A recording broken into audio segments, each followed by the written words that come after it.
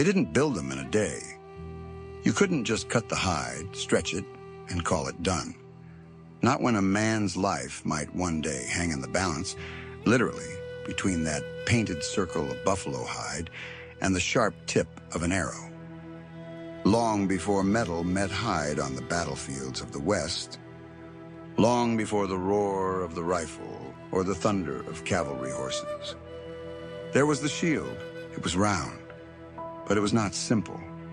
It was heavy, but it was not just weight. A war shield on the plains was more than protection. It was sacred. It was alive. It was power wrapped in hide. And to make one, you had to dream.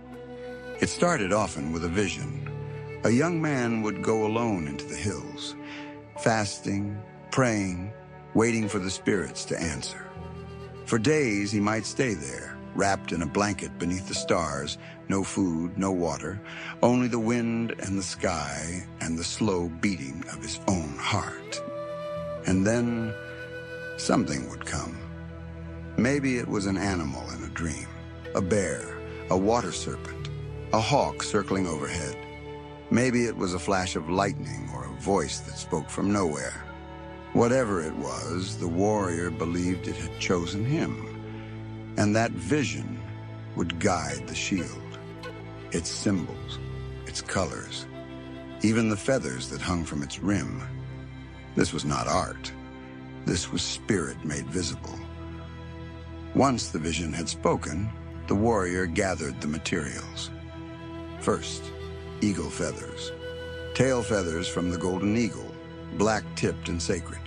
He would build a pit, trap the birds, and wait. If he caught 4, it was considered a sign of great luck, enough for a shield, and a war bonnet. Then came the buffalo. Not just any buffalo, but an old one, a survivor, a bull with worn-down horns, thick hide, and the battle scars of many winters. The hide was taken to the women, who scraped it clean. They left the hair on one side and the smooth, dark leather on the other.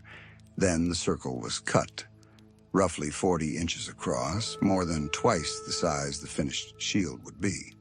The men began by digging a shallow, circular pit, wide enough to fit the full rawhide circle they had cut from the buffalo.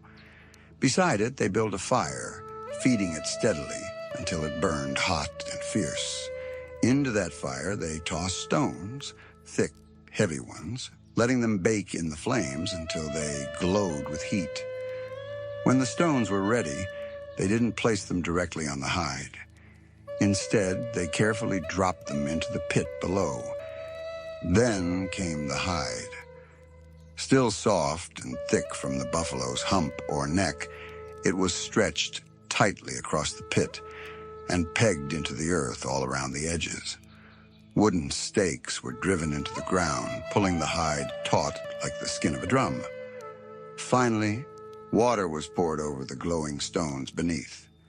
As the water hit the rocks, steam hissed upward, rising into the underside of the stretched hide. That heat and moisture caused the hide to contract, slowly but powerfully, shrinking inward and growing denser with each breath of steam. The process could take hours. Warriors circled the pit, adjusting the pegs again and again as the tension changed, moving them closer, pulling the hide tighter, shaping it into a shallow bowl. All the while, they watched the leather closely, making sure it didn't scorch, guiding its transformation with care. By the time it was done, the hide had shrunk to less than half its size and thickened to nearly an inch, hard as bone. It wasn't just about drying the hide. They were forging it, hardening it, turning raw buffalo skin into a shield that could stop an arrow. It was craft. It was ritual. And it worked. Now came the paint. The symbols, the true heart of the shield, could only be applied through ceremony. Among the Sioux, a medicine man was called. The warrior would sit before him and recount every victory, every enemy struck, every act of courage, For each story, he dropped a stick. The holy man listened in silence, then painted. A bear for strength, a tortoise for long life, a bolt of lightning to bring speed and fear.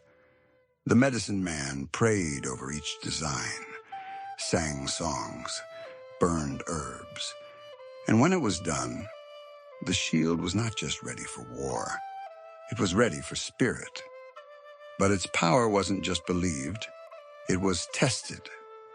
Arrows were fired from 20 paces. If they pierced the shield, it was rejected. If they bounced back, it was sacred and strong. Sometimes a young man was trained by standing 50 yards away, while others fired blunt arrows at him. He had to learn the rhythm of the shield, how to move it, how to let it catch the arrow just right. Many were knocked down, few were unmarked, but eventually they learned. All warriors did. Shields were often kept outside the lodge on a tripod facing the west. They said this was to sun the shield, to let the light and warmth infuse it with power. If the sun strengthened the living, surely it could strengthen the sacred. In time, a warrior might carry many shields, but the first one, that was different. That was the moment he stepped from boyhood into battle. That was the circle of protection that had carried his prayer, his vision, and his name. A shield could not stop every arrow, but it gave a man the courage to meet them. And to carry one was to walk into battle with the spirits beside you.